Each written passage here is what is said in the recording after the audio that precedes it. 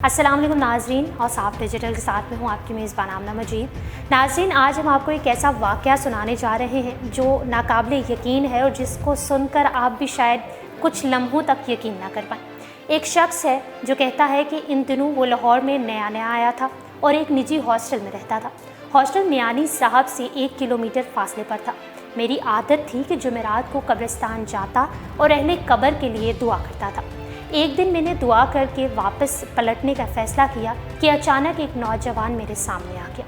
वो मामूली सी जिसामत का मालिक था, हड्डियां अंदर को धसी हुई थी, खाल भी जिस्म से चिपटी हुई थी। लगता था कि बरसों से भूखा है या बीमार है, लेकिन उसके हाथ में कटाल देखकर मैं समझ गया कि ये गोरगन है। आप जिस कब्र पर दुआ कर रहे थे उधर कोई नहीं है। उसने महीन सी आवाज़ में ऐसा इंकशाफ किया कि मैं गौर से इसको देखने पर मजबूर हो गया। तुम्हें कैसे पता?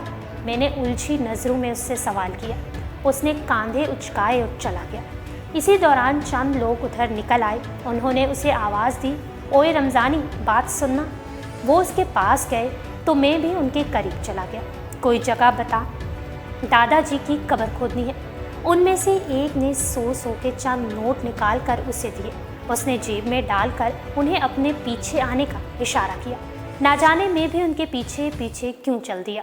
एक दहलवान नुमा नशेब के पास चंद कब्रों के पास खड़े होकर वो कब्रों को सूंघने के अंदाज में देखता रहा। फिर इशारा किया, ये कब्र खाली है। अच्छा तो फिर कब्र भी बना दे, जनाजा इशा के बाद लाना है। एक मोटे से बंदे ने कहा। वो शख्स बड़ा हैरान हुआ कि इसे कैसे मालूम कौन सी कब्र खाली है, किस में मुर्दा होगा। जहन में आया कि लाजमी इन लोगों ने जाली कब्रें बना रखी हैं और पैसे लेकर कब्रें लेते हैं।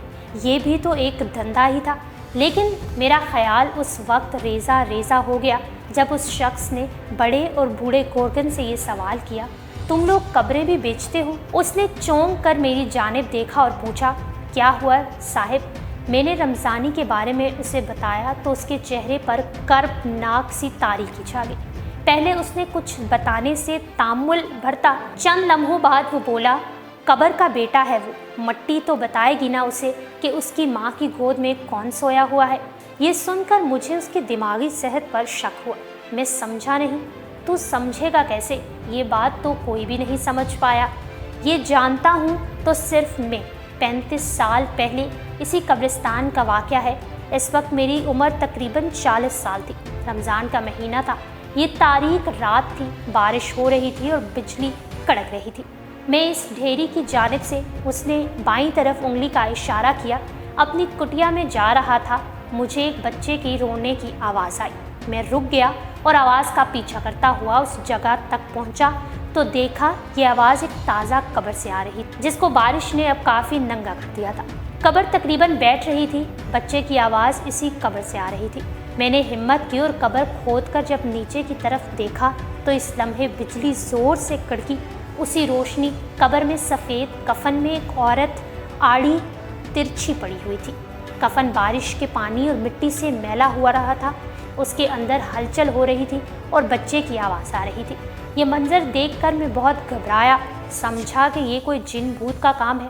अल्लाह ने मुझे हिम्मत दी और मैंने नीचे उतरकर कफन हटाया तो नीचे एक बच्चा पड़ा था जो लगता था कि एक दिन पहले पैदा हुआ था। ये बच्चा इसी औरत का था और लगता था कि वो 1-2 दिन पहले मर चुकी है। मैंने बच्चा उठाया और इसको अपने साथ ले गया, अपनी बीवी को दिया और सारा वाक़या बताया। अल्लाह वाली को इस बच्चे पर बड़ा प्यार आया और उसे हमने पाला। उसका नाम मोहम्मद रमज़ान रखा। सारे लोग उसे रमज़ानी कहते हैं। एक और बात, मैंने बहुत कोशिश की कि किसी तरह पता करूं कि इस कब्र वाली औरत के वारिस कौन थे, लेकिन जब नाकाम रहा तो रमज़ानी को हमने माँ बाप बनकर पाला। ये भी अभी बच्चा ही था, मगर उसे कब्रों से बड़ा प्यार हो गया। ये कब्रों से लिपट कर सोता है। अल्लाह ने उसके अंदर कोई ऐसी कुव्वत रखी है कि ये कब्र सूंघ कर बता देता है कि इसमें जो मुर्दा है वो औरत है या मर्द, बच्चे का है या बड़े का, कितना पुराना है। आज जब ये वाक़या बयान कर रहा हूँ तो मेरी बरसों पुरानी हैरतों का सफ़र तमाम हो गया है। नाज़रीन, सच में ये कहानी सुनकर इंसान चंद लम्हों के लिए बिल्कुल यकीन नहीं कर पाता। आई होप कि आपको हमारी ये कहानी ज़रूर पसंद आई होगी।